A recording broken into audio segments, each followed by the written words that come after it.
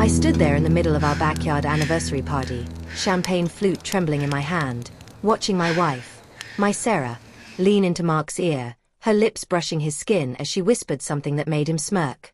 The string lights twinkled above us like mocking stars, and the laughter from our friends and family buzzed like white noise. But I couldn't unsee it, her hand lingering on his thigh under the table, hidden from everyone but me. 10 years of marriage, and here we were, toasting to forever while she unraveled it right in front of my eyes.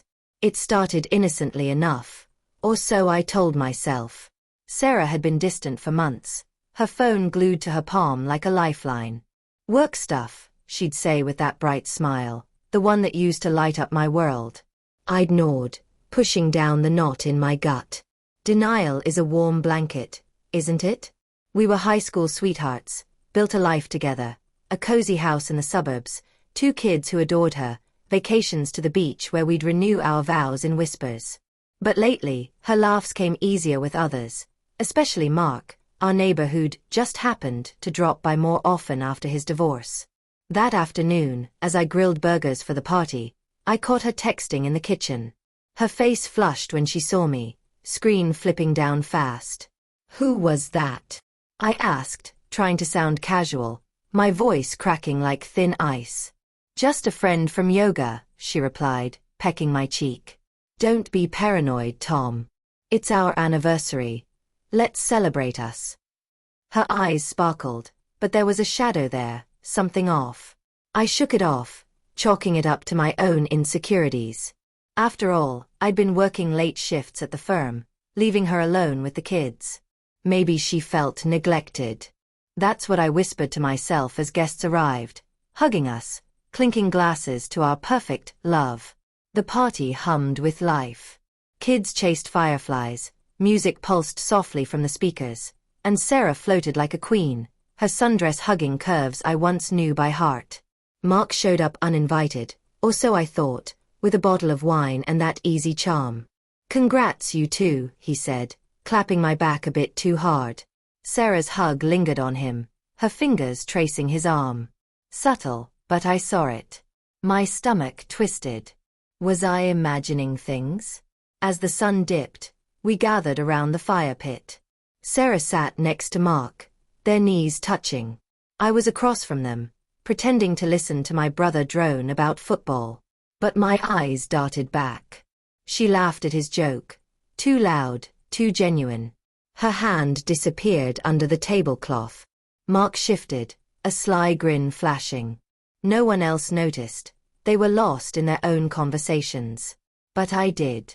Heart pounding, I excused myself to the kitchen, splashing water on my face.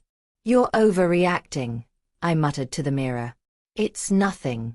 Back outside, the toasts began. My best friend raised his glass. To Tom and Sarah, the couple who makes us all believe in love. Cheers erupted. Sarah stood, pulling me up with her. "To my amazing husband," she said, her voice honey-sweet. "You've given me everything." She kissed me, but it felt performative, lips cold. As we sat, her phone buzzed on the table. I glimpsed the screen before she snatched it, a heart emoji from M. Mark's initial? Suspicion ignited like a spark on dry tinder. I couldn't hold it in. "Who's M?" I whispered, leaning close. She rolled her eyes, a flicker of annoyance. "My massage therapist, Tom." "Relax." But her laugh was forced, and she glanced at Mark, who nodded almost imperceptibly. The clues piled up now, retrofitting my memories. The late nights at the gym, the new lingerie I never saw her wear for me, the way she'd hum love songs after girls' nights that smelled faintly of cologne.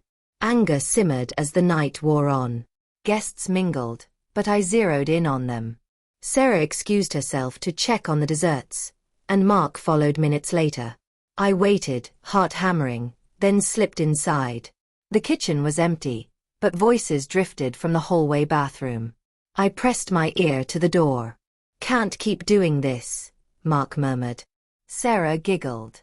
"Sure, not here. But tonight, after everyone leaves." My world tilted. Betrayal slammed into me like a freight train. Hot, blinding. Denial shattered. Anger roared up. How long? Why him? I burst in, door banging against the wall.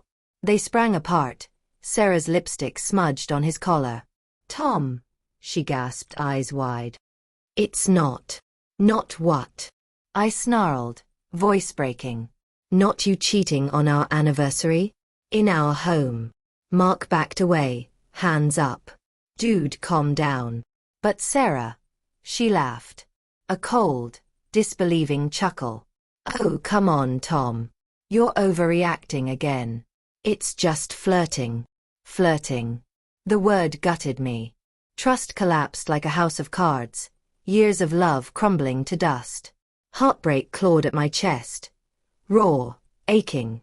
I thought of our wedding vows, the miscarriages we'd endured together, the nights she'd cried in my arms. Was it all a lie? I stormed out, grabbing my keys. I'm done, I said, voice steady despite the storm inside. She followed to the porch, still laughing, thinking it a bluff. You'll be back. You always come back. Guests stared as I walked to the car, the party freezing in awkward silence. I drove away, tears blurring the road. In the rearview she stood there, arms crossed, smirk fading as realization hit. Months later, divorce papers signed. I rebuilt alone. The kids split time, their confusion a fresh wound. Sarah. She moved in with Mark, but whispers said it fizzled fast. Me. I learned trust is fragile, love a gamble. On quiet nights, I reflect. Betrayal doesn't define us, but how we rise from it does. Yet that laugh echoes, a reminder of the fragility we all carry.